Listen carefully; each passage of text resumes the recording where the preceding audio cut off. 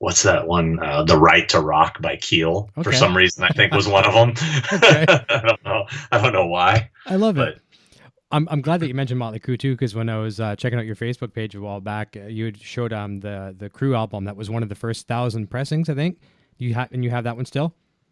yes, That's yeah, I have a lot of that. Yeah, that was the original Leather Records pressing that was sealed that I paid way too much money for recently, and got into a debate with people online if I should or shouldn't open it, and I ultimately opened it because by opening it probably dropped the value by about $1,000. Yeah. But why buy a record and not play it? So you did play it. I wanted to hear a crisp virgin vinyl. Mm-hmm. And it sounded beautiful. So. Oh, nice. I'd love to hear that record too, because I come from that same wheelhouse too, that same era. It was the Maiden, Motley Crue, Kiss, Twisted Sister, Dokken, all of that stuff. Rat, like you mentioned as well too. Yeah. That'd be really nice. And you have a pretty good stereo system there as well? Well, I mean, it's for my office. This is a small office. That's all you need. It's plenty for in here, but I mean, this nice turntable just hooked up to I'd rather actually go for more of a vintage receiver, but I have this old Pioneer Elite that I used to run my sound system through, and I upgraded, and it's a pretty nice receiver, but it's not made for vinyl, really. Yeah. I'd almost rather just get a shitty 70s, Yeah. It probably would sound better. I don't know. It probably would. And I'm in the same school too. I have a Pioneer system out there too. I use for a surround sound. It's great for surround sound. And I had to get a preamp as well too. I've just got a Sony turntable that was given to me, but I had to buy a preamp for it as well because it doesn't have an internal preamp, and the preamp's really, really crappy, but it still sounds better than some of these all-in-one record players you can buy. So I'm really rediscovering vinyl again with the boy, because it's like you and I grew up on this kind of stuff, and the experience today, people just don't get that. They don't have the artwork anymore. They don't have the physical mediums that they can hang on to and look through the leaflets and all the artwork. That's an experience in itself. Yeah, for sure. Yeah. And you remember how, we'd listen to a record as kids, teenagers growing up, whatever, and we would read liner notes, and we would actually read them until the record's done. And when the record's over, like, you've consumed everything, but it was a story. And you read the same thing 5 times, who the producer, who the engineer, who did the artwork, all that kind of stuff. But it certainly was an experience that, whether the fidelity was there or wasn't there, or however you want to argue it, the experience was there, and it can't be reproduced, I don't think. No, there was just that mystery of going to the record store and thumbing through the records and picking up a cover and looking at it and looking at the picture of the band on the back and not knowing if it was going to suck or not. Yeah. And just taking a chance. Nowadays you can just, listen to samples of everything. Oh, they suck. I don't want to, whatever. And, it's lost the magic totally. Yeah, you can go to your iTunes or whatever kind of Spotify or whatever you want and stream it out. Nope, skip next. And like you say, we might have wasted a few bucks. I don't really think I ever bought anything that I regretted back in the day because we didn't have our judgments made up for us beforehand. We didn't have our friends online saying, don't get that, it sucks. We were the consumer, we were the marketers for the people back then. We took it however we could get it, and we liked it for the most part. And then we get our Columbia houses and record clubs where you get 12 of them for a penny and all that kind of stuff, Oh yeah. Yeah. I miss that. One thing that's cool about when I'll sit here in my office and work and I put records on is when you put a record on, you're kind of forced to, because it's such an effort to skip songs, you're forced to listen to it all the way through. Mm-hmm. And it's you rediscover songs that maybe you skip over now when you're listening to your iPod. Yeah. But you're like, oh, this is a good song. I don't know why I don't listen to this one. You know what I mean? It's it's fun. It's definitely a hobby of mine. Is just listening to vinyl, buying vinyl. I've been collecting vinyl since I was a little kid. Yeah. I never stopped. I know it's trendy now and it's had a resurgence, but I've always been a vinyl head. So you never left it. That's nice. There's a guy on YouTube, being that you're a diehard vinyl guy, you probably know about him. He's a younger guy. I don't know how many subscribers he's got, like tons. My son discovered him. It's called Vinyl Eyes. You heard of him? No. Look him up. I think it's like vinyl and then EYEZZ, and he's a champion for getting people into vinyl. He's been a fan forever, and he's also talked about those wax cylinders, which I didn't know much about. You remember seeing those way back, like long before our time? We're talking like our grandparents' time. They're wax cylinders, and they would play vertically. Actually, like yeah. And he was showing a video where this one guy was on some show, some tech show, and there's only one in the world. And this guy was really nervous. He was holding the thing that looks like a toilet paper roll, and he was trying to describe it. And he dropped it. He squeezed it too hard, and it shattered. And there's only one in the world, right? And then he tried not to do an F-bomb, so he said something else. But you got to look it up. It's on this vinylized. And he also talks about, people, how they get into like those suitcase, those Crosleys or whatever they're called. The worst thing you could probably ever do for vinyl is get one of those things. All you're doing is gouging, right? Yeah. Well, it's funny. It's like when I say about it becoming trendy, it's like all these hipsters are going to Urban Outfitters and buying those little crappy record players that sound like garbage. I mean, they're terrible. Yep. But that's kind of the trend right now. So whatever. I mean, hey, whatever. If those people are buying records and it's making more records get produced and I have more opportunities to buy more stuff, cool. That's right. And plus the fact that I think, the musicians need a financial outlet these days, and because and I'm glad that they're able to make money again, since physical media is dying. So I know there's so many things, like as much as I'm sure how much you love the internet, it's good for marketing everything that you do. I love the internet for what I do here. I also use it for a business as well too. But there's so many things that I don't like about the internet, how it's taken things away from the musician. Look at here, like over here in Canada, we've lost our Sears chain, which Sears is in the States as well, too. Sears is closing up. All the department stores are closing. Let's go back a decade, not even a decade. Your Blockbusters, gone. Like I saw some memes on Facebook the other day. Somebody was sharing some of these pictures where, saying our kids are never going to experience what's like to go to the video store and look at the VHS tape on the wall. That's just so many things that are different, right? Well, it makes you, you don't appreciate it as much, because it's so at your fingertips. I mean, I have still some boxes of VHS tapes of stuff I taped off of TV. Almost all that stuff is on YouTube now. I mean, and it's just like, I remember when we would get something and we were just so blown away by it, I remember buying like a bootleg video of old commercials from the 70s, and we'd watch them and go, oh my God, look at this. And now you can watch all of them on YouTube. It makes you not appreciate it as much when it's so accessible, That's right. It's like collecting with anything, collecting records, collecting toys. I collect toys too. I used to love to go to the swap meets, the toy shows, the record shows, and dig through stuff. In fact, I collect vintage Star Wars figures. Oh, nice. And I refuse to buy them off of the internet. I want to find them in person and go, oh my God, here it is. You know what I mean? Yeah. Because that's the fun part, Yeah, rummaging all through the bins and whether it be vinyl or toys or stuff like that. Yeah, for sure. Because the whole thrill of, okay, I want this one. It's graded a 9 or whatever. I'll take that one. And then you get it. It's like, okay, cool. And you probably you put it up on the shelf and you almost forget about it in a week. It can happen. Yeah. Yeah, we just don't have that experience anymore, and it's a real shame. That's why I think it's nice that we still have the swap meets, like the guitar meets, and on the comics things and things like that as well too. And I mean, I imagine a lot of times too, you get some stuff brought to you, which we'll talk about too. Some of the conventions that you do, I'm sure you get surprised every once in a while too. But let's take a quick second, go over and say hi to a whole bunch of people. I think you've got the chat open as well too. We're gonna jump through here. Lyle Ketchum is one of our most loyal supporters. He jumps in. He was in the chat like an hour before the show started. Nice to have you, Lyle. Warren Hughes saying hello, everyone. NAMM is coming up. I'm excited. Yeah, Warren, you're going to do very well at NAMM for sure. Carrie Gallagher must be one of your fans. Says, I love Sean Clark. Amazing or awesome guy. Super awesome. I know Carrie very well from Orlando. Okay.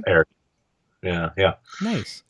So thanks for stopping by, Carrie. Appreciate it. Fender Guru says cheers from New Zealand. Very nice. We get some globe travelers here for sure. We'll get all over the world. Got to bust out my small violin. Lyle Ketchum says. Quentin says, hey all. Quentin James. Real Camp 56. Good evening, Eric and Sean. Happy Friday. Cheers to you all. Francisco. Akisha's giving me crap for cursing. Sorry. Okay, no problem. Greetings from Costa Rica. That's from Francisco. Greg Walker. Hello, Eric and crew. Talking Walking Dead too. Yeah, we'll get into that in a second. Walking Dead's a real passion of mine here, and obviously Sean's more deeply rooted in it than any of us, I think. Carrie says, hey, Sean. Terry is jumping in, saying hi, Sean. Jack Shea Martin is saying, hey, Eric. Carlo Santin, my Canadian brother from another mother, says, happy Friday, everyone. Greg Walker, we all wanted to learn those licks in the 80s. Yeah, for sure. Talking about all those bands that you mentioned there. Yeah, Akeisha. Tone Wars, I'm getting a record player soon. Can't wait. Oh, it's great. It really is. Scott MacArthur says, checking in late. Hi, everyone. Curtis Murata. Hello, everyone. Greg Walker. Please go Audio Advisor to get into vinyl. Okay. Carl Santos says, I just restored my old Techniques phonograph and got it working again after about 30 years. Techniques makes some great players. I don't know a lot about vinyl players, record players, but I know Techniques is great. Mine's a Sony. Is it? I have a Sony as well, too, and it was actually given to me by a friend. Really nice gift. Yeah, and mine's pretty nice.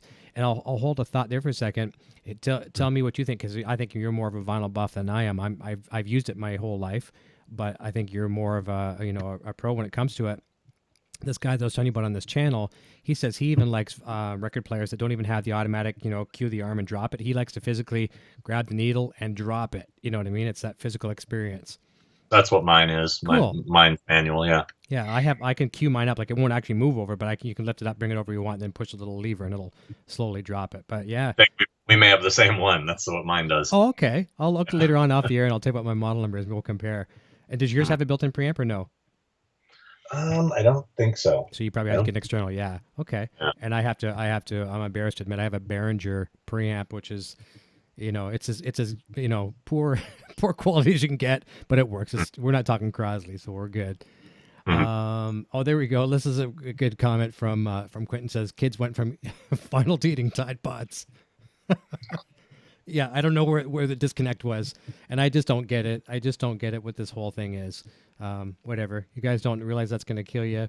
They tell people keep away from pets. So if they want to keep away from pets, don't you think you should keep away from your kids too? Don't get it. Don't get it. At least they die clean. That's true. Yeah. I think toothpaste will work a little bit better, but.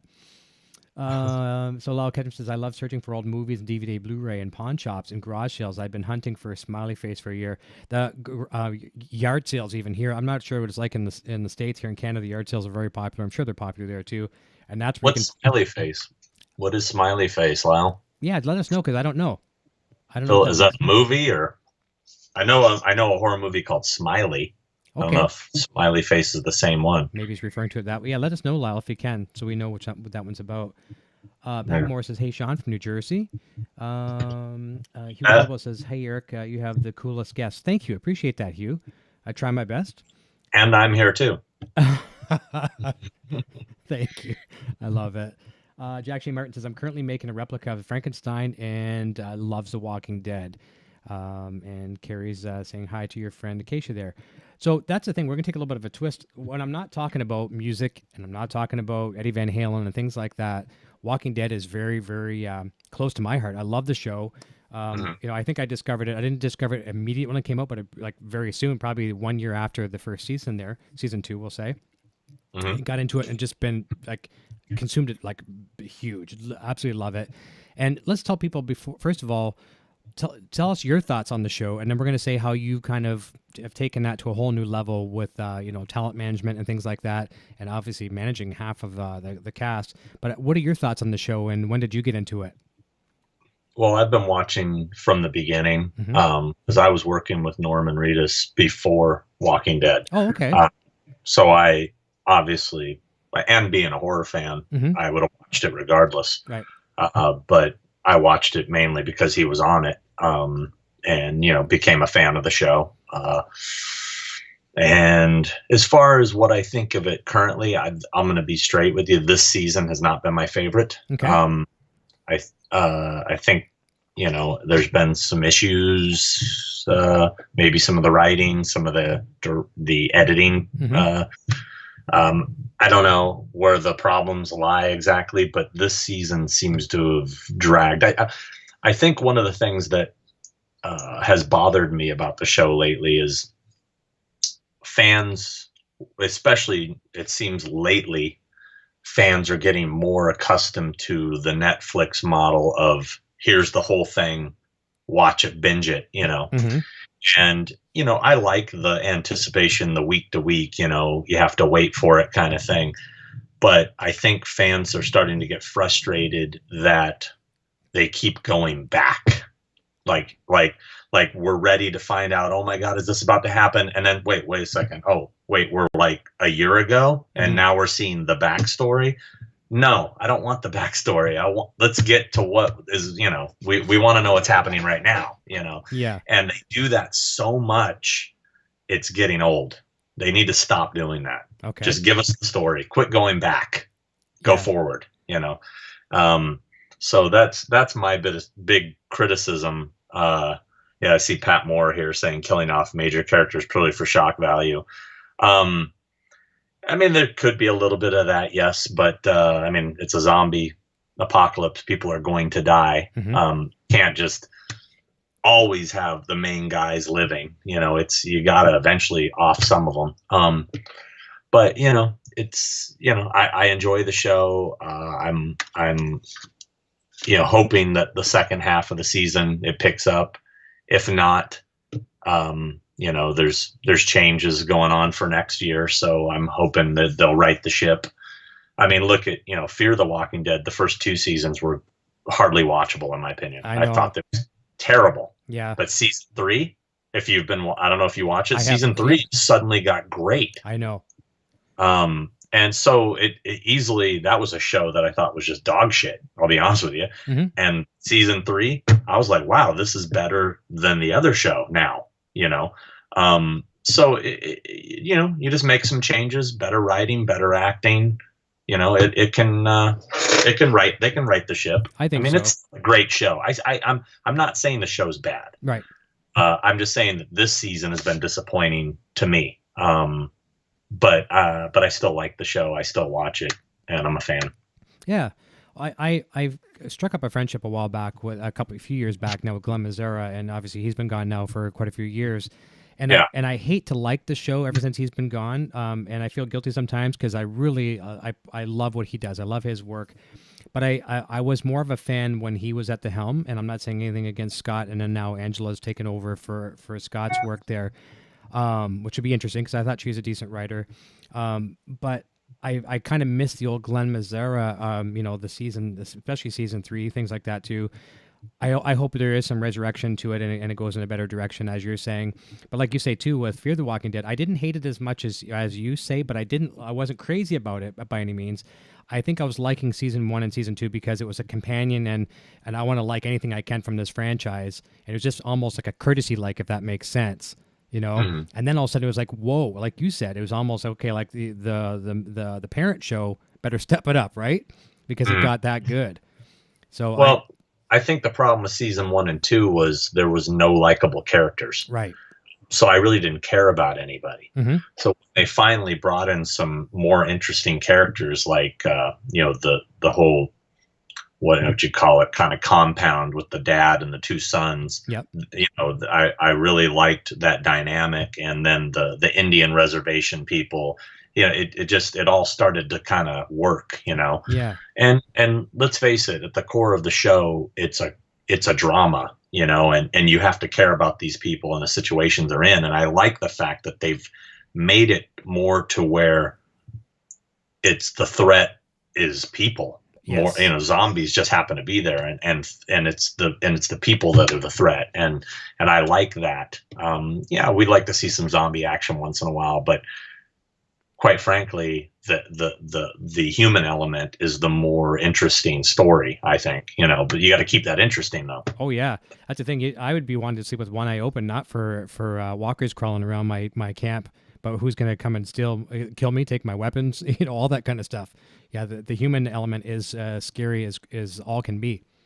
Yeah, for sure. Now, a lot of people said too, with just to go to Fear the Walking Dead, so they said that it was lacking the long-term villains, like your governors and your Negans and things like that, and they would have a villain per se, and the villain would be gone in 2 episodes. How do you think it can be successful without having a villain, and how can Walking Dead be successful, or maybe sometimes not so successful, having a long-time villain? Um, I don't know. I mean, it really just comes down to the writing. Yeah. I mean, because you can have multiple threats. They don't have to be the big bad, Right, you know, right. which is kind of what they had going on in Fear. They had the crazy son Mm-hmm. who's a loose cannon. They had the racist kind of asshole father. Yep. They had the Pirates. the leader of the Indians, you know, the Indian group that you know, he was all about protecting his people, but you didn't know if he was a bad guy or a good guy. And, you know, there's all kinds of, you know, there's different ways and different ways you could take that, you know? So, you know, I think the other problem with the current Walking Dead is there's too many people. There's too many groups going on. You know, you have the trash people over here, you have the Oceanside, you have the saviors, you have it almost, when they keep focusing on one story and at the same time doing that stuff I said of going back, backstory of every by group. the time you get back to some of these people, you've forgotten about them. Like, I forgot about these people. I know. You know, need to tighten it up. It needs to be tightened up. That's the problem. They need to trim the fat, get back to the basics. You know, yeah. Yeah, I agree with that. And there could be some production costs saved as well too, because obviously that's always been an element, is production costs. I mean, less cast, less, you know, a lot less. It's always worked no matter how much cast you have. But the fact that if they cut some of that back, you know, I mean, you could have a full seasons dedicated to the trash people. You could have a season dedicated to this group over here. If they weren't careful, that's what could happen. And we're going to be season 20 before we really know what happens to Negan even. Yeah, you know, I mean, if you're going to do that, just split them off into other, you know, The Walking Dead trash people. That could be a new series. The Walking Dead Oceanside. That could be I mean, you don't want to do that though, because I mean, too much of a good thing isn't always a good thing. CSI, but is the example. You don't want to turn into CSI. Yeah, you know, CSI Vegas, CSI Miami, CSI. You know. Oh, I know. Yeah, it just eventually you've jumped the shark with a bulldozer. You know what I mean? Yeah, but the problem is AMC cares about one thing. Mm-hmm. I know. So, you know, they'll drive something. I mean, you know, any corporation is going to drive something into the ground and milk every last penny out of it, you know. Mm-hmm. But let's hope it doesn't get to that. Let's hope they keep making quality shows, which, you know, for the most part they have. So, yeah. As you were saying earlier, and we won't give away. I've always said I don't give away spoilers here on the show, and I mean you're going to find spoilers. I find spoilers by not even looking for them. I read a Star Wars spoiler when I went to see the new one, and I was looking for how they're going to, you know, portray Princess Leia in the next movie, or what her role could be. And I read a spoiler for the one I went to go see, the recent one, and I was so mad, but I put it out of my mind to pretend I didn't read it, and even though I knew that there was going to be a spoiler there, I was able to get it out of my mind. But no Walking Dead spoilers. The mid-season finale, what were your thoughts on how that went down? And you talk about, you know, major things that can happen. Do you think it was done for shock value? Do you think it had a purpose? What are your thoughts? Well, I think by now everybody knows. Yeah. So I don't think there's much spoiling. But you know, I know a lot of people. I've read that people were, you know, the Carl incident, that people were upset because it deviated from the comic or whatever. I don't read the comics. I've never read the comics. So, and quite frankly, I think it's a good thing they deviate from the comic, because then you're not going to be surprised, you know, if you follow the comics, you know. But, you know, as far as, do I think it was a good idea? I guess we'll have to wait and see how it plays out, if it's a good idea or not. Mm-hmm. I personally didn't think it was done well in that mid-season finale. Like, I think they could have presented it in a way that could have been more shocking. Yeah. It just kind of seemed like, by the way, know, I don't know. I wasn't very shocked. I wasn't very, I don't know. It just kind of seemed very, it didn't have the factor, you know.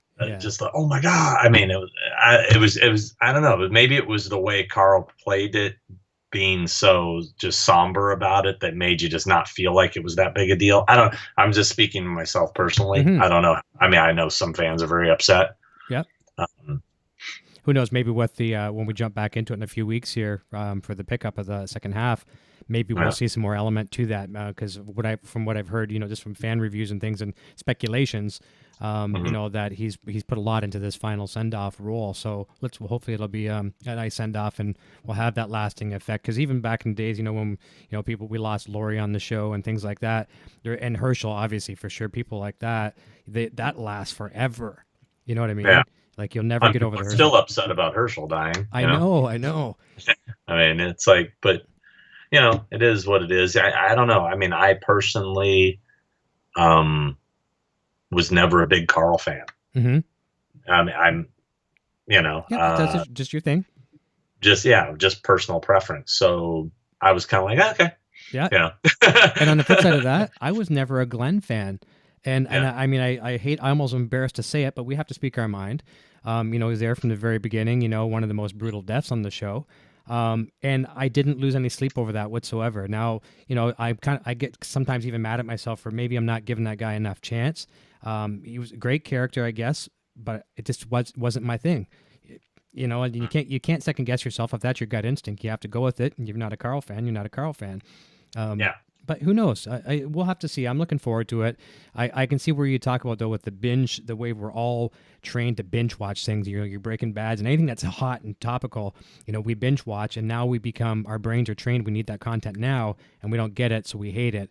Fortunately, people aren't tuning out yet, which is a good thing for ratings. Ratings are still, admirable, so we can't complain there. But let's jump over. Speaking of Walking Dead, this has a little bit to do with The Walking Dead, and after we talk about this fellow, you can talk about more of the clients that you represent. But one of your clients, Scott Ian from Anthrax, obviously it's a perfect topical thing here because he's an EVH artist, loves the stuff. He's gone from a lot of using the Randall amps to the EVH, the new amps from Eddie, and loving those. But he's actually he's had one or maybe even more roles in the show as extras. So first of all, tell me your thoughts on first of all working with him. And are you a fan of Anthrax yourself too, or is it just a client and that's you're not a fan of the music, or? Was a huge Anthrax fan Nice. As a teenager. I still am. I mean, I've seen them multiple times. It's funny. I've known Charlie, the drummer. I've known him for probably almost 10 years, and became friends with him through sort of our love of horror films. So I would go to shows. He'd get me passes, go backstage, and I'd see Scott there. And Scott was always a little standoffish, but he didn't know me, and I'm not somebody that fanboys out and runs up to people. And I met him, and nice enough guy. But I don't even remember exactly. Oh, I remember. I was trying to think how I ended up working with Scott. He was I guess interested in doing conventions, and he knows Norman Reedus, and Norman said you should talk to Sean. Gave him my number, called me up, and I said, oh yeah, we've actually met a few times. I'm friends with Charlie, and so then Charlie asked me to, why don't you? Because I don't know, I always feel kind of weird about booking friends or whatever. It's like, but he was like, hey, if you're gonna book Scott, why don't you book me as well? It'd probably be good to put us together. So as of right now, I think I've actually only booked Scott once. Okay. So we don't have a long relationship, but I definitely think he and I really hit it off that first weekend. We hung out quite a bit at the bar afterwards, just like chatting it up. And he's once you get to know him, such a really, really great guy. I like him. I actually like everybody in the band. I mean, they're all super nice. Joey's super nice. Frankie's super. I don't know the other guitar player, the lead guitar player right now. Yeah, I don't know him. I've never really talked to him. But I mean, I've been going to see them, I met Dan Spitz when he was in the band, backstage or whatever. They're all great guys. And believe me, I mean, I was a big Anthrax fan in high school, and, I have pictures of me with the long hair and the Anthrax t-shirts, and I've shown Charlie, and you got a kick out of it. It's pretty fun. but it's like, if you would have told 15-year-old Sean that you would be someday working with them and hanging out with them, I would have probably pissed my pants. So Yeah. yeah, it's really cool and great guys. You take a look at any of these metal bands, and they have this mystique, their stage persona of, like they're going to eat your soul, but yet there's these gentle giants will hold the door open for the ladies and all this kind of cool stuff. And it's a small world once you connect all these people, and they're very, very good people. A lot of metal bands, it's all an act. It's that's their day gig, right? Yeah. They come home and their daddy playing tea, dress up party with their daughters and all that kind of cool stuff. Wicked. Now, Scott's done some extras in The Walking Dead. I don't know this about you, and I feel ashamed I don't know the answer, being that you've had the connection with the crew. Have you done any extras in the show? I mean, not on that show. No, you haven't. No, I've been an extra in several films. Mm-hmm. More just for fun. I'm not really an actor trying to be one. Yeah. But I've never even visited the set, believe it or not. Oh. I've talked about it. They film in Atlanta, which is all the way on the other side of the U.S. from California. Yeah. So I would literally have to make a special trip to go. And I'm one of those people I don't like to feel like I'm hassling people, even though it's like I know them and it's like probably not a big deal. I never like to feel like I'm trying to get something from somebody. And I hate having that feel. I hate even asking for backstage passes, like from bands. They usually, if they're friends like Anthrax or something, like if Charlie's like, hey, you want to come to the show? I'll get you passes. And I get there and I go to the box office and they, I said, yeah, I'm on the list, Sean Clark. And then they hand me the tickets and there's backstage passes with it. I'm always kind of shocked, like, oh, cool. Yeah. I never ask, because I don't like being that guy. Yeah, I know. You know what I mean? Yep. Like we just went to the Misfits show at the Forum.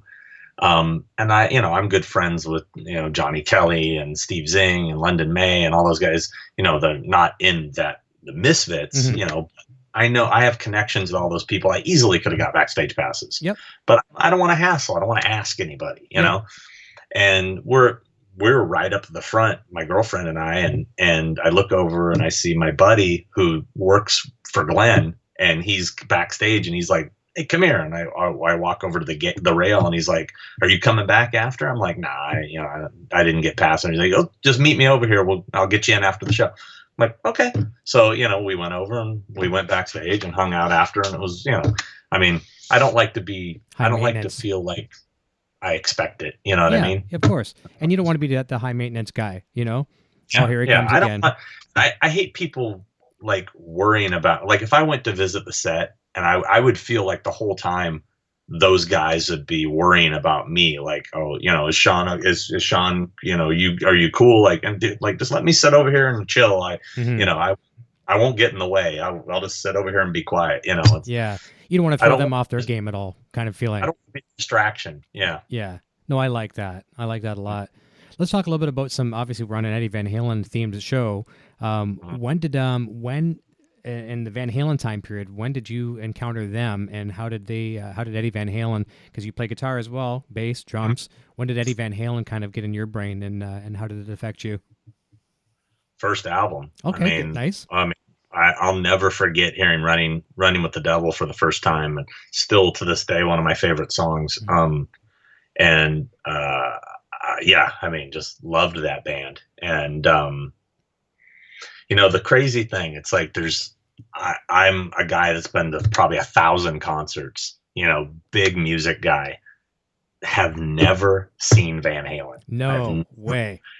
No. And it's great. I wasn't a fan of the Hagar era. It's funny. I like Hagar as a solo artist. I didn't like him in Van Halen, really. I don't know. Maybe, I don't know why, but, love the Roth era. Wanted badly to go see them when they played Us Festival. Oh, that would have been great if you could have. Oh man, I wanted to so bad, but I was 12 years old, and my parents weren't going to let me go to a like 300,000 people music festival. Yeah. So, I was really bummed. I watched it. I remember they televised it. I don't remember. It was like, I don't remember where it was televised, but maybe it was MTV or somebody televised. One it of was those just networks. like select songs from each band, Yep. except Motley Crue. For some reason, they didn't show Motley Crue, which was my favorite band at the time. I was so pissed that they didn't show Motley Crue. I'm like, why are they not showing them? You know. Yeah. But now you can watch the entire concert on YouTube. That's right. But yeah, that's the era, man. I mean, the Van Halen, that classic era. I think my favorite era is probably the 1984 era, because that was just the height of their career. Mm-hmm. Just maybe that or Diver Down. Mm-hmm. That period. Just because they were just on top of the world, and Roth was at his total excess, completely out of his mind. Yeah.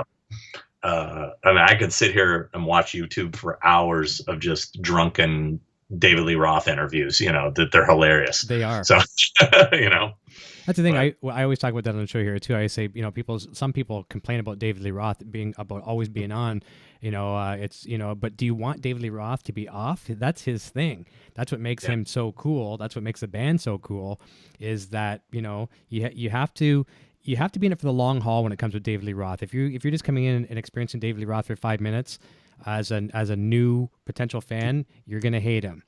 You have to, he's like, David Lee Roth is almost like that guy in school, one of your friends that laughs at his own jokes, annoying as hell, but once you get to know that friend, it's like, this guy's pretty cool. And then you want to be that guy's friend.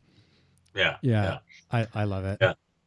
Yeah. I wish and then when they did this reunion, I was in the Michael Anthony camp where I was like, man, you cannot do it without him. Yeah. He's so crucial to this.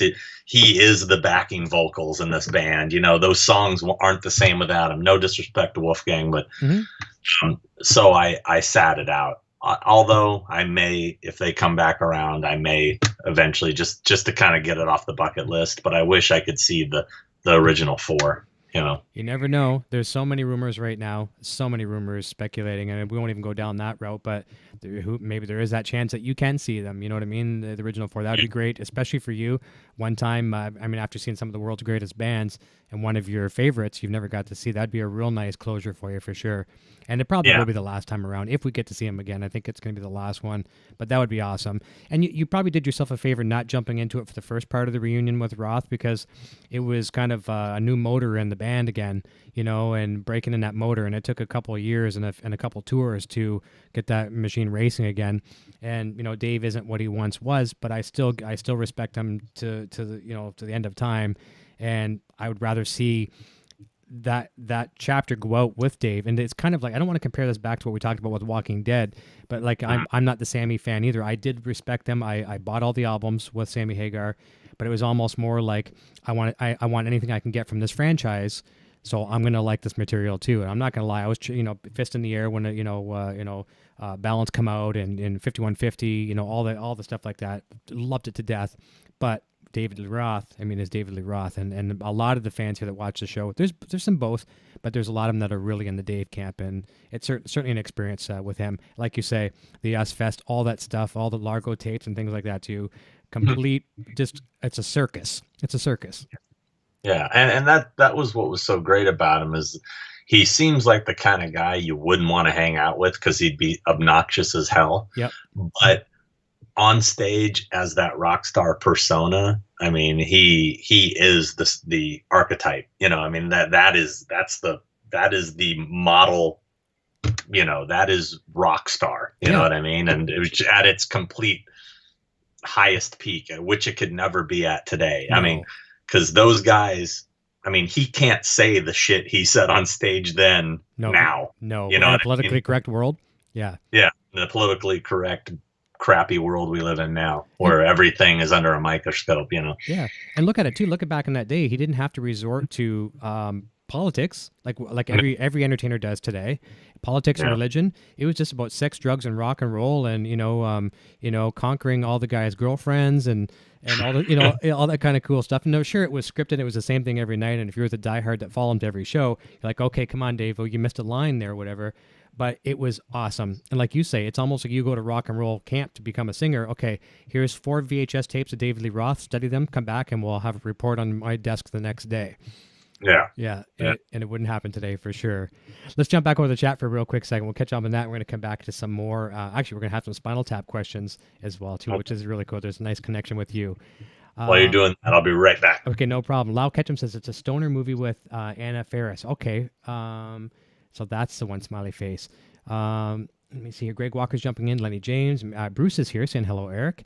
Pat Moore says killing off major characters purely for shock value. Lau Ketchum says, I hate when they do that in the show. Just move forward with the story. Yeah, the backstories can really kill it. Carrie says, I'm a comic fan, so I'm a bit upset with killing Carl. I'm going to try that trust that it will play out. Yep, for sure. Terry says, I think fans want more of the story and how the apocalypse started, too. Yeah, and I think, we'll get to see a little bit, maybe more of that through Fear the Walking Dead, which is cool. And now we have Morgan taking a jump over there as well. I think that could be very, very cool. And maybe we will get to see some of that. Lyle says, I wasn't the only one. I watched one episode and I was like, no.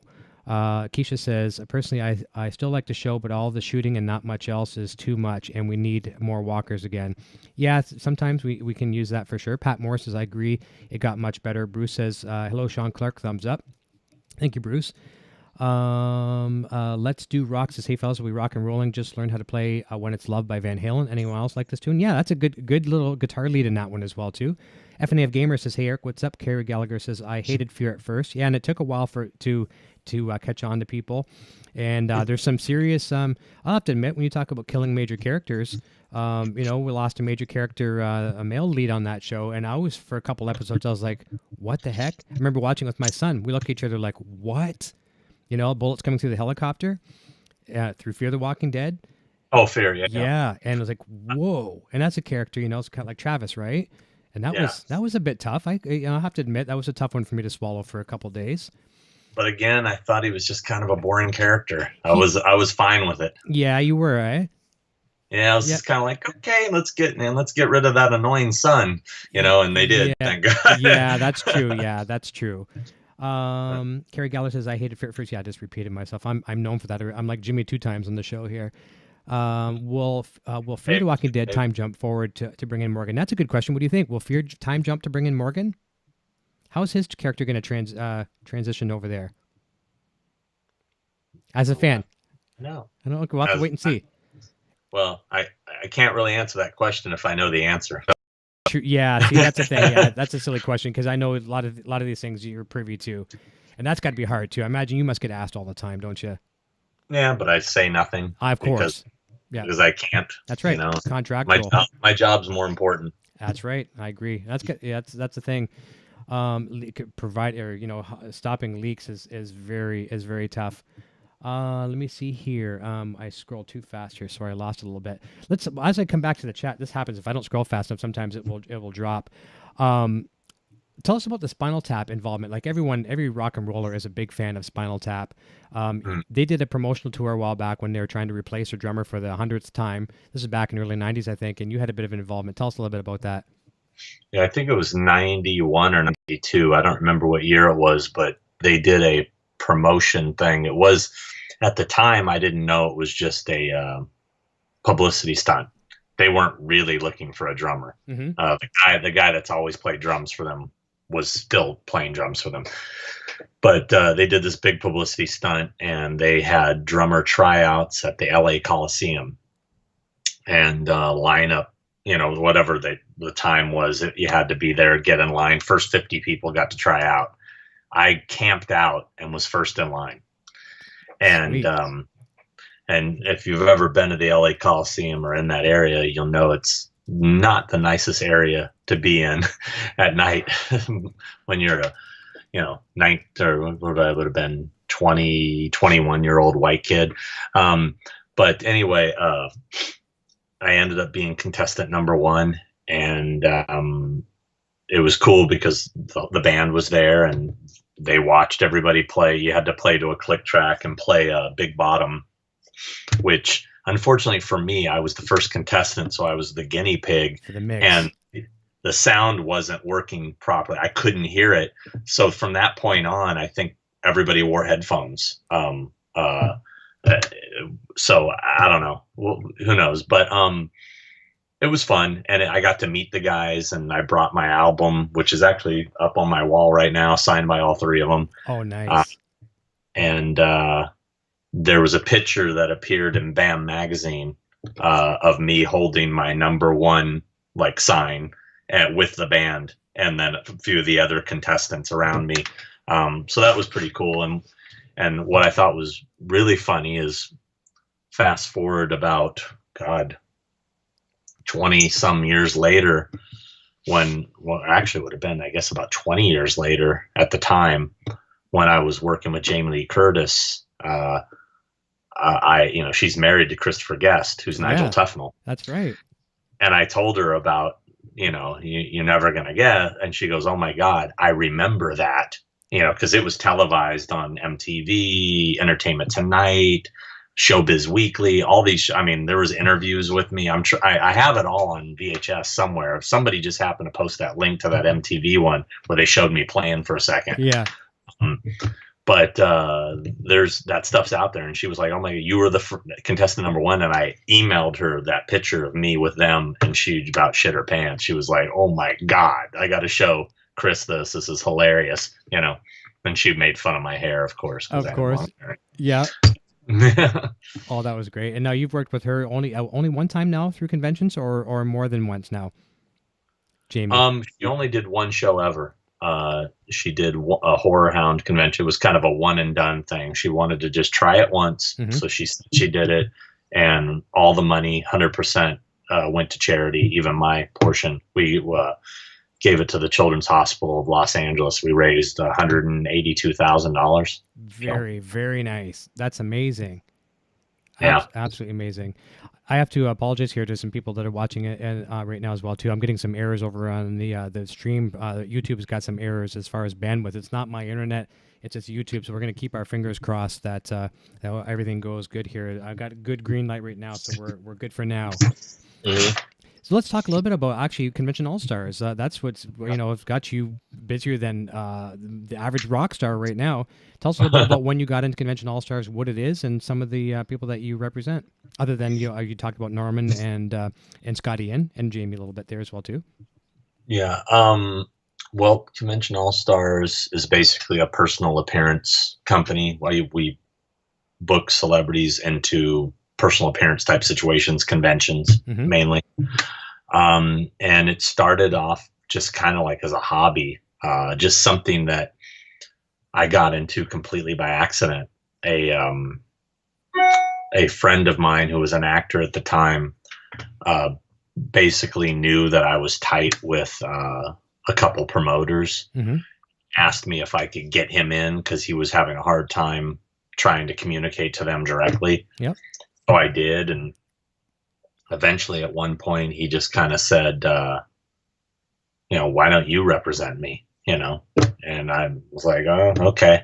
So I just did it like just to do it, mm-hmm, and I was doing it more because I was a fan and I used to go to conventions and I would pay to go to them. I'd fly myself out, put myself up.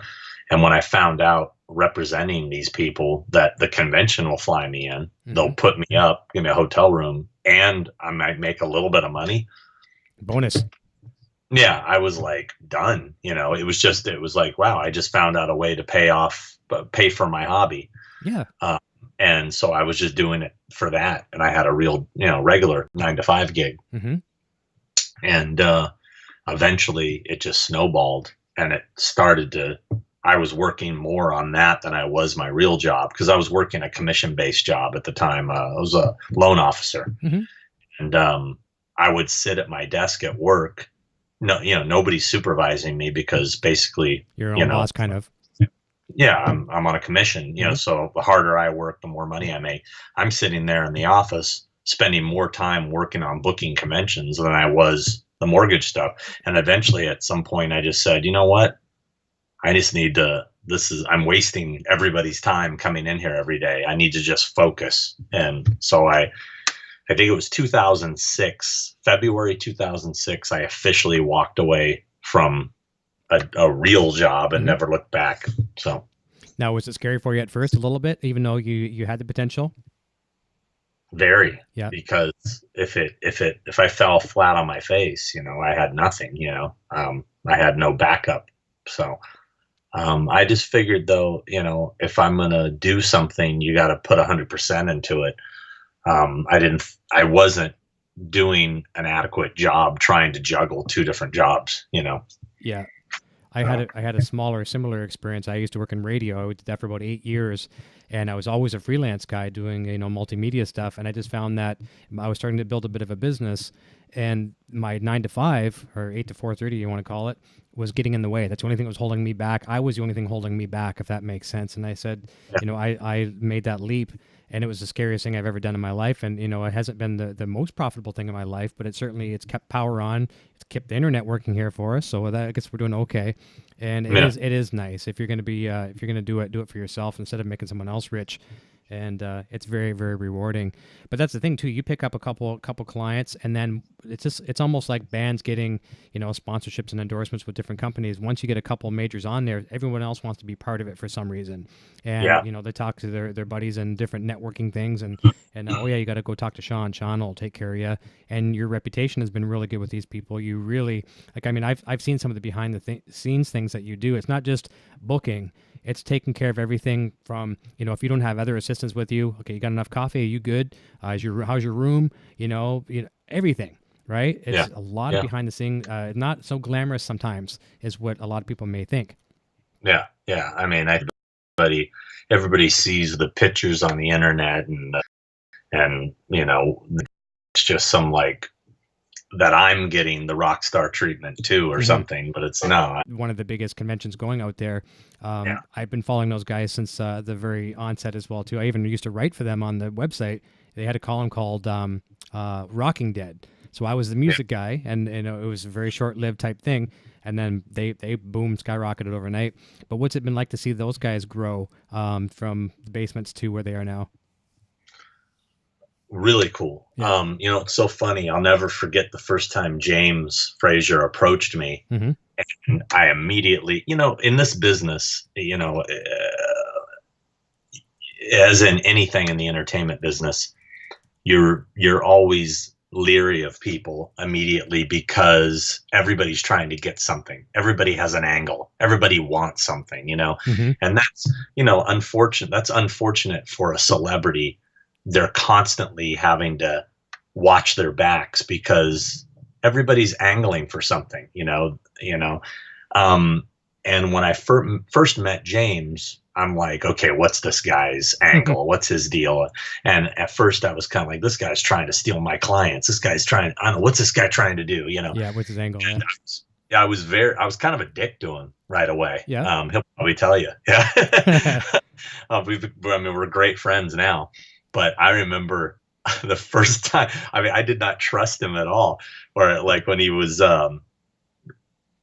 when he first tried to get Norman for a convention, I was literally like, okay, I want the money up front, Mm-hmm. because I don't trust you. Yeah. And we met and he paid up front, and I was like, oh, okay. All right, I'm going to give this guy a shot. That shows a lot. Yeah. And it was a success, and I got to see his company, and he surrounds himself with great people. And, immediately once you gain my trust, you've got it. Yeah. It takes a lot to break it at that point. Yeah.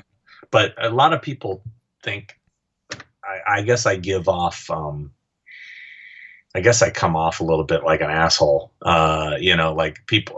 I think it's just my demeanor, because when I'm at a convention, I'm constantly kind of surveying everything. Mm-hmm. So if I'm doing that, I've got this kind of stoic face where I've had so many people tell me that they were always afraid to approach me or afraid to talk to me because I looked intimidating, not like I'm intimidating, but just I look intense, and it's like, you know what, just talk to me. I read online where people are, that guy looks like an asshole, blah, blah, blah, blah. And it's like, did you try to talk to me? Try to talk to me. Once you talk to me, you'll see how I am. I'm a very approachable person. I mean, if you catch me in the middle of something, I don't blow people off, but I'll be right with you. I got to do this real quick. And, yeah, I don't know. I guess people find me on first meeting to be a little intense and intimidating. And quite frankly, I am sizing people up immediately and trying to see what their angle is and, what it's all about. And it's part of my job. I have to protect my clients, and I am that barrier, so. I like the comment in the chat from Makisha says, yes, the dick face. I was scared to death to talk to you when I first met you. Carrie says you're the absolute I thought she was to say you're an absolute asshole. She was the opposite. Oh, thank you. That's good. You redeemed yourself. And a lot of musicians, the same thing could apply to musicians as well too. And it's some people say, yeah, I went and saw X band last night. Guitar player was a dick. It's like, but I've been that person before on stage where if something's going wrong, you're panicking, you're in panic mode, and your job at that moment is, as much as you would love the fans, you got a job to do, right? And it's got to go smooth, or you might not be coming back again, right? So maybe you are that, you look like the dick, or maybe you might even been a dick one time, but you got to do the job right. And I like the way you analyze it by saying you're scanning the whole thing. Okay, is everyone looking over here? How's the lineup over here? Do we need any crowd control over here? That kind of stuff, right? There's so many factors that are being processed, and that alone is probably mentally exhausting. Well, at the same time, not only am I doing that, I'm also doing it for security purposes. You always got to be on guard and ready for anything, because things can happen like that, and I want to be prepared for, if I see somebody acting squirrely, I'll keep an eye on them, because some crazies, right? There was a one time, oddly enough, in Canada. It's not my fault. Where some guy was just trying, and I guess he's actually a semi-famous YouTuber. Okay. I don't remember his name, and I'm not going to give him any promotion, but his whole shtick is to get reactions out of people. Okay. And he came up with his cell phone, camera or whatever, and literally jumped on the table backwards, holding the table with, and said something to Norman, something vulgar, something to try to get a reaction. Mm-hmm. And I was immediately on this guy, went after him. We got him, and he had his video was taken away. Let's say that. Yeah, but anyway, so you have to be prepared for crazy shit that can potentially happen. At any time. For sure. Let me guess, was that Fan Expo Canada? No. Well, no. Okay. It was, I want to say that was in Niagara Falls, maybe? Ottawa. Okay. All right. Yeah. The only reason why I said Fan Expo Canada, that's one of our bigger ones here. I mean, I don't travel to a lot of them, but that's a big one for sure. And I know, Norman, you guys have done that one a few times, and Stan Lee's done that one a lot too. That's cool. Yeah, I think it's the one and only time we did Ottawa is, and it's not why we haven't come back. No. But that was the one and only time we did Ottawa is when that happened. Yeah. Now, on a stranger note as well, too, I was going to ask you a question. As far as I know, like your guests or your clients, I should say, you get a lot of really cool gifts from fans and stuff like that too. And that's why another reason why you have to be careful. Someone's just as innocent as giving you a gift, you never know what they're going to give you. And I read somewhere that one time Norman got bit. Is that correct? Yeah, I mean it got exaggerated a little bit. Yeah, but I mean he did get bit. Yeah, but it wasn't. I mean, it was more of a playful bite, but still, you should respect somebody's personal space. Yeah. And that's the thing is how do you protect against that when you're doing photo ops with people, when you're putting your arm around them and they're right there? Yeah. There's no security person that can move that quick from somebody to go like that. No, it's done. It's over. Yeah. So yeah, that was just a weird, strange situation that it obviously made headlines, but that person was thrown out and pretty much banned from any further Walker Stalker shows. And, you know, it's you got to think before you do stupid stuff. You know, come on. Yeah, Pat says, yeah, it was in New Jersey at a Walker Stalker convention. Oh, there you go. What's one of the craziest gifts you've received, and maybe you've even seen Norman receive from a fan? If it's PG enough, you can say on the air. I can definitely tell you the craziest Norman gift. Okay. I've gotten some weird stuff. Mostly it's all funny, you know, or I mean, if you look right here, actually, this is actually all gifts fans made me or gave me. This is kind of like my little mini shrine of my favorite items, and I can't keep everything because no, you're in a warehouse. But those are like my favorites, and the last thing I want is a house full of things of me, you know. So that's my little me section. Yeah, and that's about it. But anyway, my favorite, the weirdest gift he got. Now, mind you, this is me telling you what I think is the weirdest. Sure, this is not his opinion. Yeah. I'm not speaking for him. Right. Because he may have loved it, let's just say. Yep. But it was a woman that had to have her breasts removed for a cancer operation or whatever. And she had the breast tissue in these containers and wanted Norman to have it. Okay. Yeah, I wasn't expecting that one. Yeah. And what was his reaction to that? I was pretty traumatized by that. I was like, and they were sealed, like, I guess, and you know, I don't even know if it's legal if you can do this. I don't know. I mean, but it was sealed in these sort of vacuum form. It almost felt like you're playing with like an implant almost. You could feel it, you know. It was like it was freaky. That was freaky. Okay, so that is definitely, yeah. So we'll have the verdicts out what he thought on that one, but that I'm sure that was a surprise. Yeah, that was yeah. That nobody's topped that one. I mean, he's, you know, there was a time there after that episode where he ate squirrel that a couple fans actually brought him squirrel meat, which was kind of gross. But but I mean, at least there was a, you know, kind of I get it. I kind of get why, but or like a necklace of an ear or ears or fake ears or something, you know. Yeah. Fake. That's another thing, but real stuff. That's. Yeah, I'd say I got a bag of beef jerky here. I'm good. I'll pass on the squirrel meat. We're good for now. Yeah. I've got catering. I think we're all right. Carrie says was it Carrie that said it? Oh, please don't be something I did. And biohazard, she says. Yeah. Now yourself, what was some of this other than your fun stuff? Has there been any crazy thing for you that you thought was out there? Well, I honestly, to me,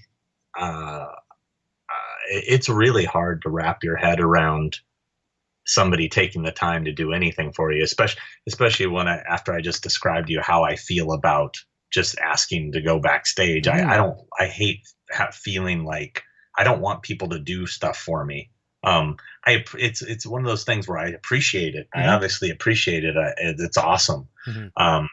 But I feel like, wow, you did somebody, you know, I posted a thing, I think this morning, of a drawing somebody does, like somebody sat down and spent hours drawing me, you know. It makes me feel that was beautiful. Guilt.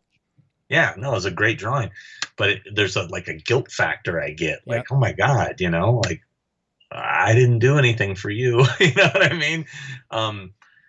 So anytime I get a gift, there's this little piece of me that feels kind of like, oh man, why, you know, you don't need to do that. You know, I'm one of those guys who's like, oh, you don't have to buy me a Christmas present. No, I'm good. It's cool. You know, I don't know. That's just kind of how I am. But as far as crazy, I can't, honestly, off the top of my head, I can't think of anything that jumps out at me as crazy. I mean, funny stuff like this past weekend, a girl from Japan brought me a manual pamphlet for the Japanese toilets I was talking about when I was in Tokyo, the heated seats and the bidet and all that stuff. She brought me like Operation the manual manual or something. Yeah, I'm like, that's cool. So next time you're prepared. I'm buying one. I'm actually having my my master bedroom bathroom remodeled, and I'm going to get one of those toilets. It was that pleasurable. I tell you, when you're freezing in the middle of the night, and I'm sorry, everybody, I paint this picture. I like to sleep naked. And I sneak into the bathroom. I like to sit when I pee at night because it's in the dark and I don't want to miss the bowl. Yeah. You know? So, and I don't want to turn the light on because, you're sleeping, you can also be a little quieter for people too.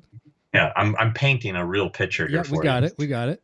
So when you sit on that toilet and that toilet is freezing, I tell you, sitting on that nice heated toilet in Tokyo, I was like, well, this is like a little bit of heaven right here. Yeah. So, I need one. I totally know what you're saying, though, about receiving things and almost feeling obligated or just, not worthy for it. I remember a while back I was sharing some personal things online. Now, with our winters have been pretty brutal here, and I'm out there shoveling snow, and I got to get a snowblower. I'm not going to get a snowblower. I'm going to get a truck with a blade, and I'll just, because we have big driveway here. And sometimes I'd throw some videos up online of being outside shoveling, and a fan of the show sent me a rather expensive Tim Hortons gift card. And he says, next time and he didn't want any credit for it. He said, please don't mention my name. And I haven't mentioned his name out of respect. Just didn't want to be known. Said, next time you're out shoveling, take your son out for a hot chocolate or something. And I was like, I still haven't gotten over that. It's like, that's so cool.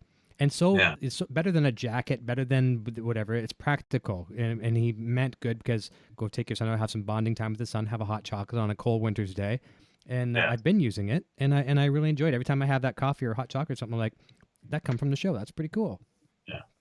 I love that. Oh, but I showed this to you before we went on the air, but I have to point it out that this was in my office. I did not put this up because of this, but right there, if you look up there, where am I? Right. This one. Right there. You got it. Eddie Van Halen. Got a signed Eddie Van Halen picture right there. Just happen to have that, so just anyway.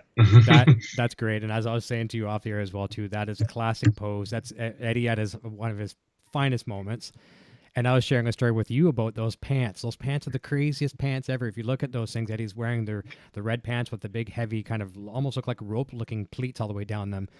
And I think it was when I had George on the show. George Lopez was on the show about a month back, and him and Eddie are really good friends, and they share a lot of stories. I'm sure it came from him. I'm going to credit him anyways, and if I'm wrong, I apologize.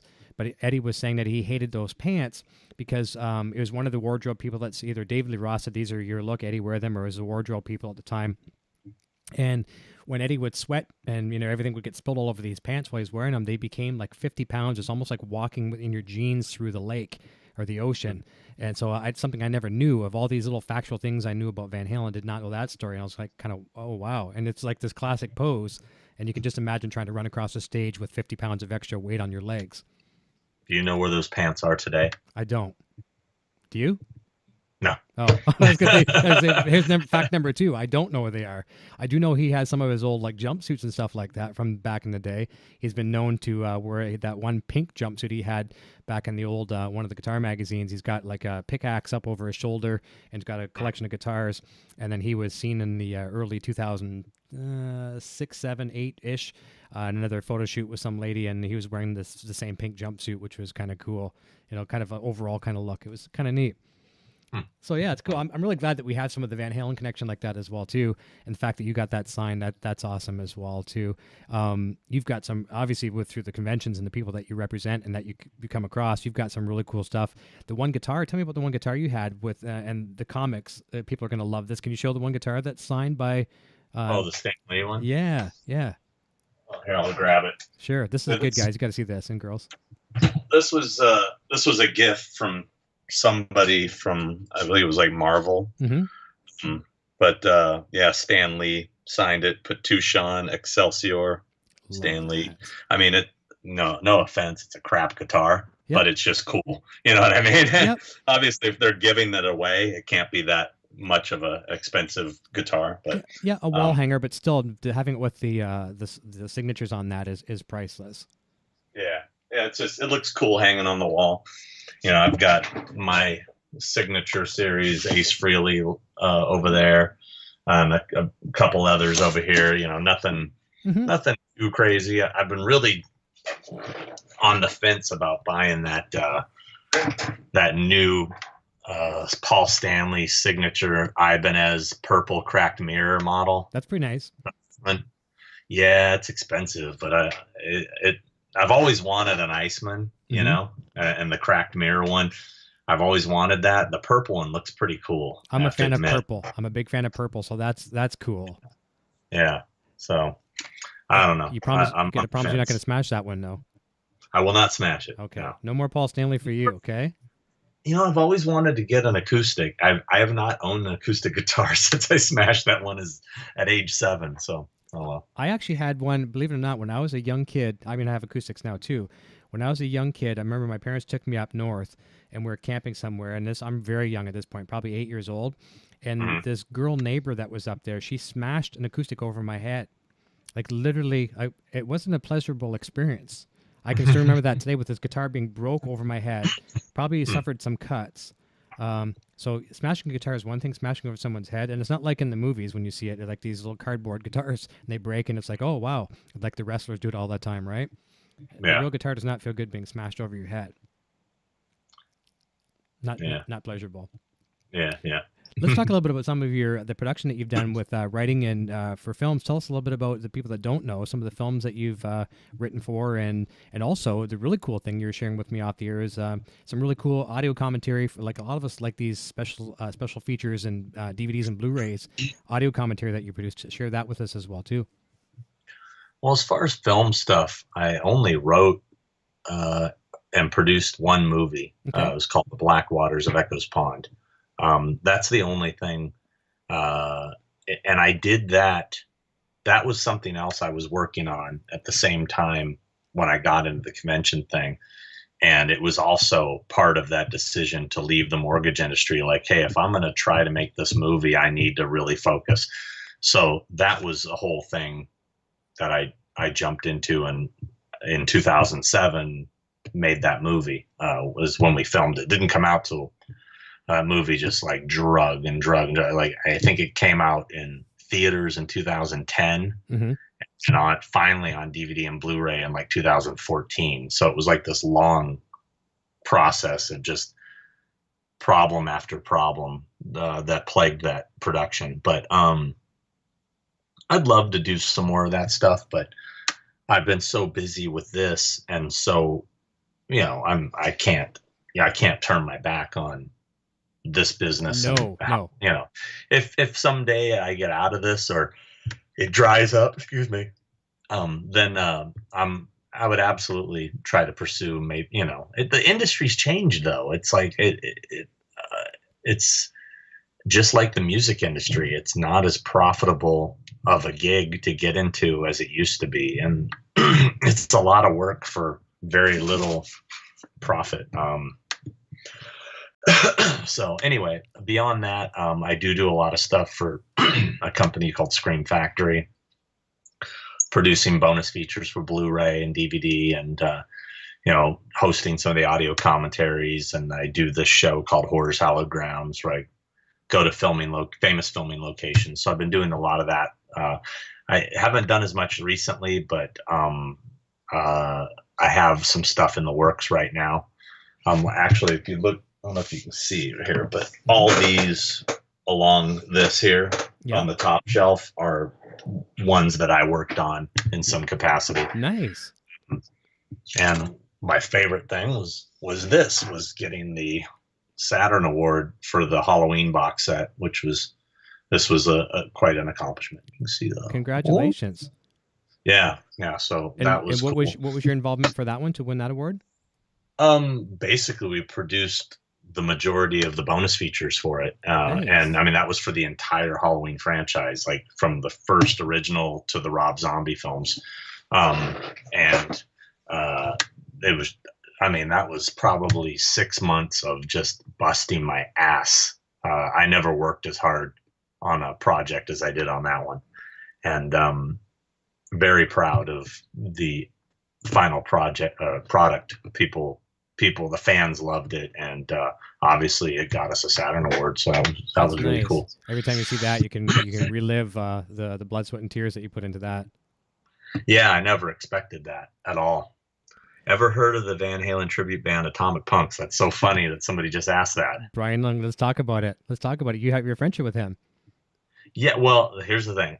We're not friends. I haven't spoken to the guy in years. Right. But he used to play guitar for a band called Psychotic Symphony, who I was a huge fan of. And I used to go to their shows all the time, and I ended up becoming friends with them. And even some of my old bands opened for them. And to this day, I'm still friends with the singer, Stan. He's actually a lot tighter with one of my best friends. But I just saw him. We hung out a little bit last year at NAMM. So I bumped into him there. But yeah, Brian was just a phenomenal guitar player, and he used to wear this nun costume with this creepy, like blank woman face, and I mean, he was just the most shredding guitar player I've ever seen. And the thing about him was not only was he shredding on the level of Eddie Van Halen, but he was such a showman. He was like the Tommy Lee of, I mean, he was like, I don't know if he did it when he played with Dave, but he would do all these things where he would, put his leg over the thing and behind his head. And he had this strap that like bounced. It was like an elastic strap, and he would bounce the guitar up and down while he was playing. It was really, he was a hell of a showman. Yeah. With Dave, I think Dave kind of put him on a bit of more of a leash a little bit, but. Yeah, probably. Yeah, he was definitely a focus in Psychotic Symphony. And if you guys have never heard of them, probably most of you haven't, look them up. There is audio. I would listen to the recorded stuff, because the live videos that are online are really, I mean, they were in the early 90s, so the quality's pretty bad. Yeah. But they were an amazing band. So. Yeah, for sure. If you search on my channel here as well too, type in Brian Young on my channel. There's an interview I did with him. Now, I just had strictly audio with him. He was actually going on stage in about an hour. So I'm talking to him in the dressing room, and obviously there's some things that probably happen in the dressing room we don't necessarily want on video. So it was an audio interview. And in that video, I've got the link to the Psychotic Symphony. It was very, very cool. And when he was with Roth as well too, he actually brought some things to David Lee Roth that even surprised Roth. He's looking at the set list, what they'd be doing, and they obviously did a lot of Van Halen. And Brian says to David Lee Roth one day, he says, "Dave, why aren't you playing I'm the One? That's one of Van Halen's classics." And Dave goes, "Well, the last guy I had couldn't play it." And he goes, "Can you play it? Because it's a real swing, right? Real shuffle on that one." And Brian's like, "Yeah, watch." And he plays it, and they worked into the set. So he brought some things to the band that weren't just your average, clone chops, in other words. Yeah. Guy was amazing. I think I even mentioned to you that one year, I don't remember what year it was, early 90s, that BAM magazine, which was a California free newspaper magazine thing, named him like Guitarist of the Year. So, I mean, he was a shredder for sure. For California, that's a big pool of everyone. I mean, that's where everyone was going to California to be discovered, especially in that day. So if you can win that award, that's nice bragging rights. Very humble dude too. Very humble dude. Yeah, he is. So are you doing NAMM this year? Unfortunately, no. I wanted to go. I love going every year just to look at the new equipment. And, watch all the 80s rock stars walking around. Yeah. Like, oh my God, there's so-and-so. Yeah. How funny. Last year, I bumped shoulder to shoulder with Michael Anthony. I like bumped and I looked and it was Michael Anthony. I was like, oh, wow. So I'd never met, oh, actually, no, did I? No, I never met Michael Anthony before. So I bumped into him. Never met Eddie or Alex. That was signed. A friend of mine got that signed for me. A guy named Eddie, actually. That's cool. Out of here. Out. My dog's bugging me. Out. But I do have a Dave story, which is kind of funny. Let's hear it. But back to NAMM, and I'll get to the Dave story. Okay. Yeah, I wanted to go this year, but it starts the day I leave for the Walker Stalker cruise. Yeah, that's coming up. Yeah. Yeah. So I can't go this year. Yeah. I wish I would have ran into you last year. I was there last year. It would have been nice to meet you in person. Oh, you were there last year? Yeah, I was there last year. Yeah. Yeah. Did you see us play? No, I didn't. You weren't there when we played? Oh, okay. No. We're doing that again this year. Okay. There's a band. The first 2 years on Walker Stalker, we played with a band called Saved by the Band. They're like a 80s, cover band, but they're awesome. They also even played the Walker Stalker Atlanta like after party, and we got up and jammed with them there, like a couple of the cast members. And so like this year, Josh Bodwell, who is on one of those tattooing shows. I can't remember the name of the show off the top of my head. Sorry, Epic Inc. or one of the something like that. He plays guitar. Tate from Face Off plays bass, shredding bass player. And then some of the other, Tom Payne, Ross Miracle, Michael Trenor, Pollyanna McIntosh have all said they're going to get up and sing something. So we're going to do that. Unfortunately, they didn't book Saved by the Band this year. So we immediately panicked. Oh no, we're not going to get to do it. So I looked at the bands they did book, and there's a band called, is it I don't want to mess their name up. Monty Revolta, I think is it. Let me look. I'm looking real quick. Go ahead, no problem. I want to make sure I got the name right. I think that's Monty Revolta. There you go. You had it. And they're a horror themed band. They play a lot of punk and like horror punk type stuff, but they also do mashups and stuff. And anyway, I touch base with them, and they're totally into it. And they're closing the whole thing out on Sunday night on the main deck. So that night, you guys come into the Walker Stalker cruise, come watch us make fools of ourselves. We're going to get up there and play something. Oh, that'd be great. I haven't figured it out yet, Yep, put it together probably minutes before you go on, probably, right? Yeah, well, that's kind of how it's gone down in the past, where we just went and just winged it, and that was a bad idea at one of them. I was like, oh yeah, let's do. What was it? Because I looked at their songs and I said, "Oh, Everlong by Foo Fighters. Yeah, let's do that." I jumped up, never played it, and I'm getting up there and I'm starting to play the song. And as I'm playing it, just going by memory, I'm realizing it's a lot trickier than I thought, and I kind of butchered it. Most fans were just telling me how great I was, but I'm sure the real musicians in the audience were like, "Bro, it was it could have been. It was a little." What's that? I said, once you're in, you can't get out. You got to go through it. Yeah, I was just like, well, yeah, it is what it is. Yeah. Well, let's wrap up with your David Lee Roth story. I'd love to hear this. Okay. It's not a whole lot of, it's just, I was probably 15 or 16 years old, and I was at the Troubadour. I think I went to see there was an 80s metal band I was really into and friends with called Witch. Okay. I don't know if you've ever heard of them. No, I have not. A band that I used to love, and still to this day I'll put their stuff on. They had one EP, a 5-song EP called The Hex Is On. Okay. So they're a great band, and I went to Troubadour to see them, and David and Billy Sheehan were there, and it was like right after Eat 'Em and Smile came out. Oh, beautiful. So I think 86, probably 85, 86. Yeah, that's it. Yeah, 86. Yeah. And they were in the bar. If you've ever been to the Troubadour, there's like, when you first walk in, there's a bar in the front, and then you walk through another door to go into where the venue is. And I look over there and I see David Lee Roth. I'm a 15, 16-year-old kid seeing David Lee Roth and Billy Sheehan. I'm like, oh my God. Yeah. And so I immediately make a beeline to Dave. I'm like, I'm going to meet David Lee Roth. And this huge security guy just steps in front of me and he's like this, not tonight. they're just here having fun. And I'm like, I just wanted to say, and he's like, nope. Oh, wow. Yeah. And I'm like, and I remember this is the and Dave is sitting in the booth. They're at a table. Dave is sitting in the booth. And as this is happening, the look of disappointment on my face, I look over to Dave. Dave looks at me and he goes like this. He points at me and winks.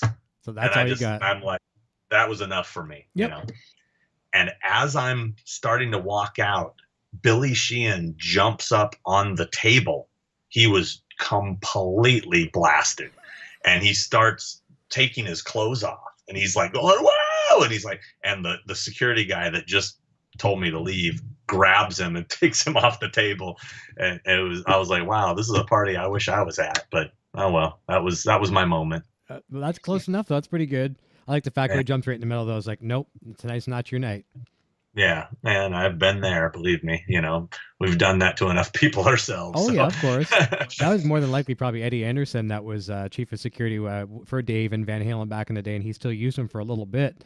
A big black guy? No, he's a big white guy with mustache. I recall him being the really just huge black guy. Yeah. Like a wall getting right in your way. Boom, you're done, son. Yeah, kind of like the dude from Friday, that guy Tiny or whatever they got. Yeah. He was just this monster. I was just like, okay. Sorry, sir. So, I'll excuse myself now. Yeah. I love it. Fantastic. Well, listen, I am going to let you conclude your evening and do whatever you have to do. I want to thank you very much for your time this evening. I had a lot of fun with you. I've been wanting to do this for a long time, actually.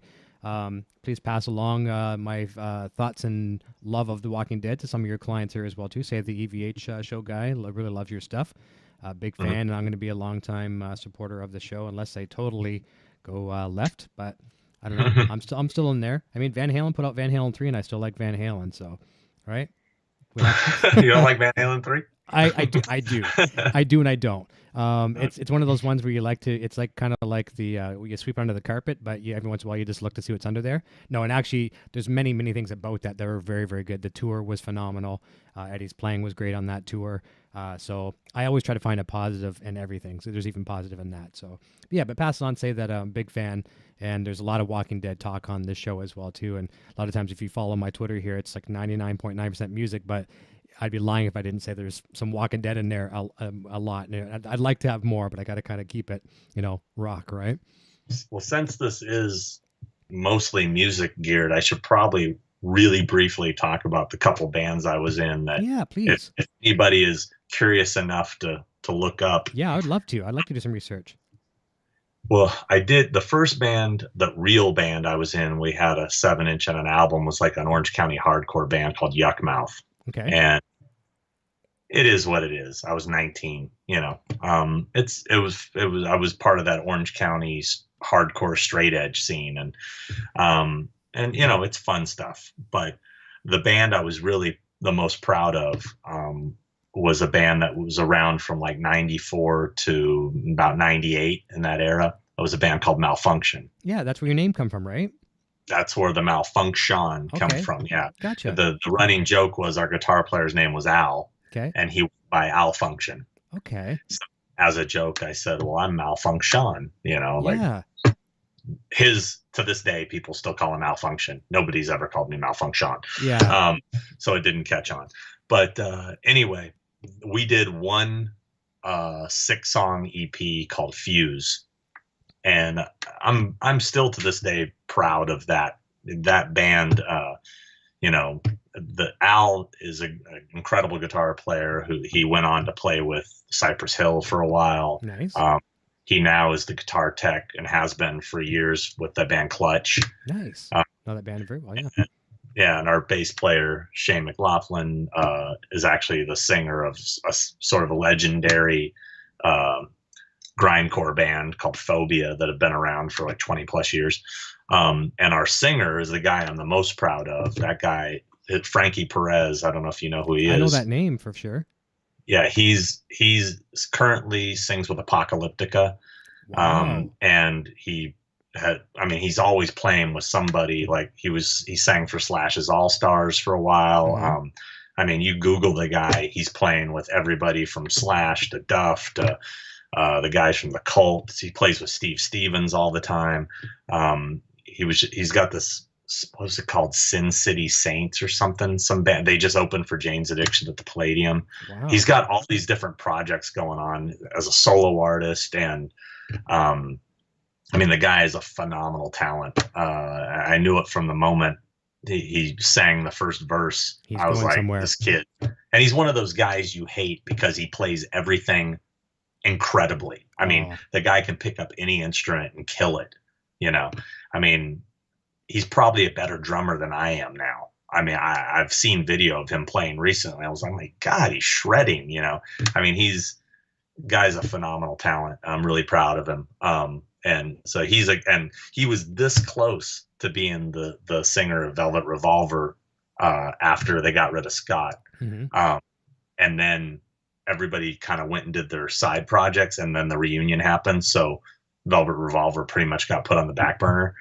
But I mean, he was singing with he was basically replacing Scott for a while because it was Slash's All Stars, but it was Duff was playing bass once in a while. You had, you know, and you had Sorum on drums. I mean, it was pretty much the band. Yeah, you know.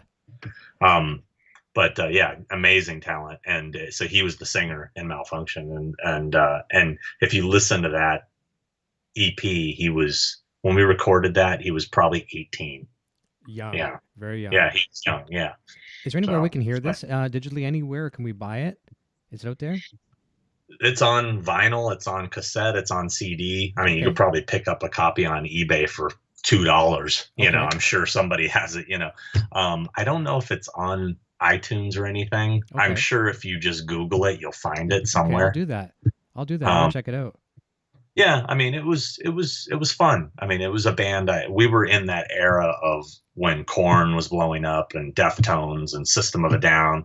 I mean, we opened for System of a Down at the Viper Room the night they got signed. Wow, that's a cool experience. We had the same manager. Our manager was System's manager. We were supposed to be next, and then Frankie unfortunately quit the band. He was going through a little drinking issues back then. I mean, he's all clean and sober now and has been for years. But you know, who knows where we could have taken it had everything fallen into place. But I have no regrets. I'm happy with. Yeah, look where you're at right now. You might not be doing what you're doing right now if that was the case, and your life could be totally different and not necessarily in a good way. Yeah, well, I mean, in a way, you know, the music industry financially has taken such a turn that, you know, I mean, it's not the profitable business. Nobody's getting the record deals they used to get and stuff. So I have no regrets. I'm very happy, and I'm super proud of him and the other guys. I mean, everybody's made a name for themselves one way or another. But what was I gonna say? I was something about that. I don't know, but yeah, we actually tried to do a reunion maybe 2 years ago, maybe a year ago. It wasn't that long ago, and it was just everybody's so busy. I mean, he's constantly touring with his projects. Shane's constantly touring with Phobia. Al's constantly touring with Clutch. I'm constantly touring in the convention world. Yeah. Getting us in the same room, we got 3 of us minus Frankie in the same room, couple of days, rehearsed, actually tracked a few things, and then it just fizzled. You know, that's tough. You got schedules. You're all in different states and things like that as well too. You know, all over the place. The schedules just won't match up. It's not in the cards at the moment, anyways. Never say never. Never say never. As long as everyone's healthy, there's still some hope in a few years. You know. Yeah, I mean, the problem is by the time we did it, who would care and who would remember? I mean, we weren't famous. We had a good following locally. I mean, I assume there would be a strong. It'd probably be all our friends and family that would show up. You know what I mean? Yeah. And that one dude that's still holding on to the record, you know? Yeah. They're going to come back. They're going to come back. There's that one guy out there. Yeah. You got to actually, surprisingly, I mean, it blows my mind. Fans will find out and show up at a convention with the record and like, could you sign? And I am always floored when that happens. Yeah. There's a girl named Sina from Germany who has a Malfunction tattoo, has the logo we had like an image that was our particular logo and the band, the name, the logo next to it on her. And I'm like, oh my God, That's diehard. That's hardcore. That is hardcore. I appreciate that. Yeah. So she would have been there probably. Yeah. So I had a guy in my local area who was a friend. He tattooed our band's name on his leg, and the band about a year later broke up. And I didn't want to ever face that person again. Like you tattooed your leg. Now we're not a band. Maybe hopefully it means something to you other than the band name. That makes me think of. I remember there was. I'm not going to say because I don't really like the convention. Yeah. So I'm not going to say who they are. But there was a particular convention that's a fan got a tattoo of the convention logo. Uh-oh. And then they got sued and they had to change the name like the next year. Oh, wow. and I thought that was so hilarious. I mean, I felt bad, but at the same time, it was like, why would you ever get a tattoo of a convention? Yeah. I was like, bands are one thing. They're going to probably stay around for, who knows how many years. But conventions, it's like, would you get Walmart tattooed on your arm, or KFC or something? They just don't do it. Not good. Well, listen, thanks for sharing all the great stories with us, and I'm definitely going to Google, see where I can find that. Get a vinyl would be great, and I look forward to this someday meeting you somewhere through the circuit or through music or a combination of both. And I had a really good evening with you, and I know the fans really enjoyed it as well too. We've got a couple of people joining in late.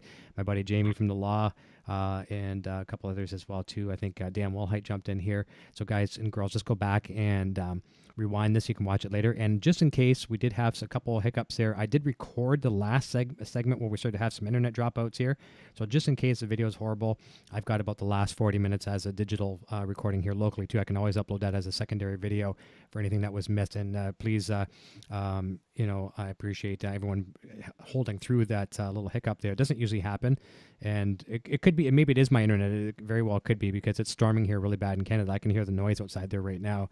And here in Canada, especially in my small little town, you get a couple of raindrops outside and pretty much everyone runs for the hills and they roll up the streets and pull the power away. So it could have been that. But listen, you have a fantastic weekend, Sean. I hope you have a great one. And all the best with Convention All-Stars and everything you're doing, and looking forward to some of these other things you've got coming down the pipe in the future. And have a fantastic weekend. I'm going to say goodbye to you off the air. Everyone over in the chat there, thank you so much for watching, and have a great weekend. Stay warm if you're in these areas like we are. Not where you are, where it's 60 degrees, but stay warm. It's actually getting cold right now. There's a cold front coming in. They're saying it's going to be the coldest weekend in a long time. So. But today it was kind of warm. So there you go. As I end this broadcast, I'm going to put on a nice hoodie, and I'm going to get myself warm with a coffee or a tea, and I'm going to try to warm up a little bit because it's actually very cold in the studio. So I'm going to say goodbye to you off the air. Everyone, thank you so much. We'll talk to you next week, and I'll probably be live throughout the week doing some more jams. We'll see you real soon. Thanks so much, Sean. Bye-bye. Talk to you soon. I am now on Patreon. If you enjoy my content and wish to support my channel and what I do, then please check out my Patreon page at patreon.com/EVHGearTV. Your support assures the continued growth of this channel and a fun community in which to share our love for Van Halen, music gear, and much more. Hey, my name is Eric and I'm playing the Frankenstrat guitar. Video production services provided by Design 39 Media. Visit design39media.com for all your website photography and video production needs.